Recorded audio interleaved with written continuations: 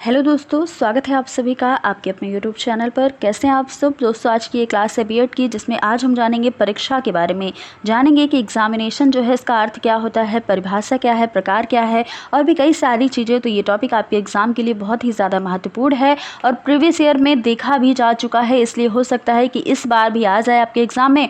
तो इस टॉपिक को बहुत ही डिटेल से, बहुत ही अच्छे से इस क्लास में कवर किया जाएगा। तो चलिए क्लास को स्टार्ट किया जाए। अगर आपने चैनल को सब्सक्राइब ना किया हो तो कर लीजिएगा और अगर वीडियो पसंद आएगी तो वीडियो को लाइक ज़रूर करिएगा। देखेंगे परीक्षा क्या है। देखिए परीक्षा तो हम सभी देते हैं अपने जीवन में। परीक्षा तो सभी को देना पड़ता है, हर एक मोड़ पे परीक्षा ही होती है। भगवान भी हमसे परीक्षा ही लेते हैं, लेकिन इसका अर्थ क्या होता है सबसे ज़्यादा महत्वपूर्ण है कि अगर आपको लिखना पड़ जाए परीक्षा क्या है, तब आप कैसे लिखोगे, इसका अर्थ जानना बहुत ही ज़रूरी है। तो परीक्षा जो है ये शब्द दो शब्दों से मिलकर बनाया गया है, परि धन इक्षा। अब परि का जो अर्थ है ये होता है चारों तरफ और इक्षा का अर्थ होता है देखना। तो इसका मतलब ये हुआ कि जिस व्यक्ति की हम परीक्षा ले रहे हैं या फिर जिन छात्रों की परीक्षा ले रहे हैं उनके चारों तरफ देखा जाता है, उनके चारों तरफ हम देखते हैं, उनका हर एक चीज़ पता करते हैं, उनकी उपलब्धि कितनी है, उनकी जानकारी कितनी है किसी चीज़ में। तो ये सारी चीज़ें देखने के लिए हम किसी की परीक्षा लेते हैं। ये देखते हैं कि उसमें कोई कमी तो नहीं है, या फिर ये देखते हैं कि मापदंड, जो दिए गए मापदंड हैं, जो दिए गए टास्क हैं, उन पर वो खरा उतरा भी है या नहीं उतरा है।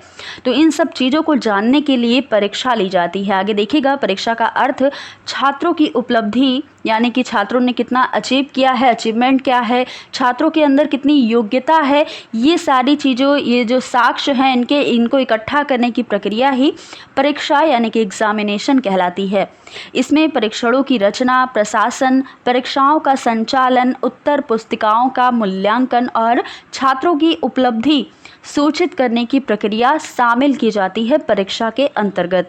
अब देखिएगा परीक्षा की परिभाषा, तो किसी भी क्षेत्र में, चाहे कोई भी क्षेत्र हो, जरूरी नहीं है कि वह शिक्षा का ही क्षेत्र हो, व्यवसाय का क्षेत्र हो सकता है या फिर कोई भी क्षेत्र हो सकता है। हर एक क्षेत्र में छात्रों की उपलब्धि या किसी व्यक्ति की उपलब्धि अथवा योग्यता, इसकी जांच के लिए जो प्रक्रिया प्रयुक्त की जाती है, जो प्रक्रिया अपनाई जाती है, इसी को ही हम परीक्षा कहते हैं। ये जरूरी नहीं है कि सिर्फ विद्यालय में ही परीक्षा होती है। परीक्षा आपके जीवन में जब से आप मतलब आप जन्म लेते हैं तभी से आप परीक्षा स्टार्ट हो जाती है और कभी भी खत्म नहीं होती। जीवन पर्यंत परीक्षाएं चलती ही रहती हैं। अब देखिएगा परीक्षा के प्रकार कितने हैं। तो वर्तमान समय में छात्रों की उपलब्धि ज्ञात करने के लिए मुख्यतः 3 परीक्षाओं का आयोजन किया जाता है। पहली परीक्षा लिखित परीक्षा होती है जो आप सभी देते हैं, प्रायोगिक परीक्षा भी आप देते हैं और मौखिक परीक्षा जो है ये भी, यानी कि जो आपका होता है मतलब टेस्ट मौखिक परीक्षा वाला, ये भी आपका भी होता है, आपने दिया भी होगा। तो ये तीनों परीक्षाएं आज के समय उपलब्ध करवाए जाते हैं बच्चों की उपलब्धि के लिए। अब देखिएगा परीक्षा का आरंभ कैसे हुआ, कब से ये परीक्षाएं लेने स्टार्ट हो गई। तो यूँ तो परीक्षा का आरंभ कोई भी किसी भी समय बता सकता है। अगर आप किसी से भी पूछेंगे तो कोई कहेगा अब से या पहले से या कब से। तो ये सारी चीज़ें कोई भी बता देगा कि कब से परीक्षा का, और सब लोग अलग अलग ही बताएंगे। लेकिन जो मनुष्य है, हम सभी की परीक्षाएं जन्म से ही आरंभ हो जाती हैं। सबसे पहली परीक्षा इस बात की होती है कि हम अपने वातावरण में खुद को कितना ढाल पा रहे हैं। परीक्षा इस बात की होती है कि हम अपनी मुसीबतों का सामना कैसे कर पाते हैं, कर भी पा रहे हैं या कि नहीं कर पा रहे हैं। शिक्षा के क्षेत्र में परीक्षा पुरातन काल से ही और कई युगों से चली आ रही है। परीक्षा हमेशा अदृश्य रूप में हमारे जीवन में जो है ये चलती रहती है। कभी कभी हमारे साथ हमारी परीक्षा ले ली जाती है लेकिन हमें पता ही नहीं चलता है। तो जो भगवान जी परीक्षा लेते हैं उस परीक्षा का हमें पता नहीं चलता है और परीक्षा हमारी हो जाती है। लेकिन विद्यालय में जो परीक्षा होती है ये परीक्षा हमें दिखाई देती है।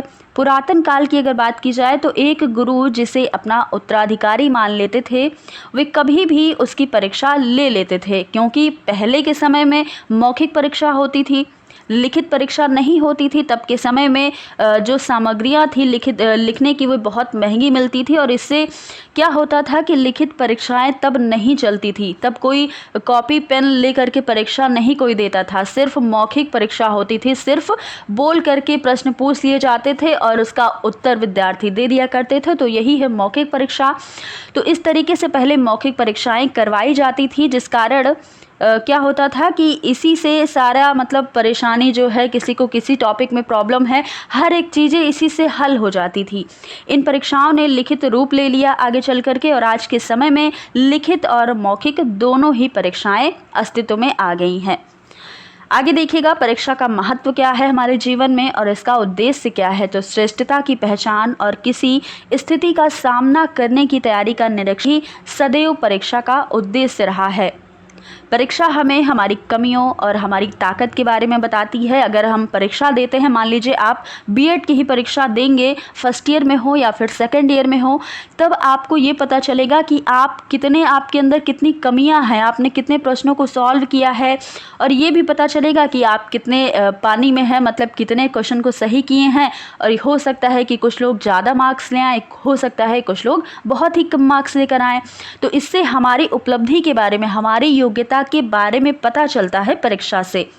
यह एक मित्र की तरह होती है जो हमें सच्चाई का आईना दिखाती रहती है। अगर मान लीजिए हमारी परीक्षाएं ही ना हो तो हमें कैसे पता चलेगा कि हमारे अंदर कितनी कमियां हैं, क्या हमारे अंदर कमी है जो हमें पूरा करना है। इसलिए यह एक मित्र की तरह है।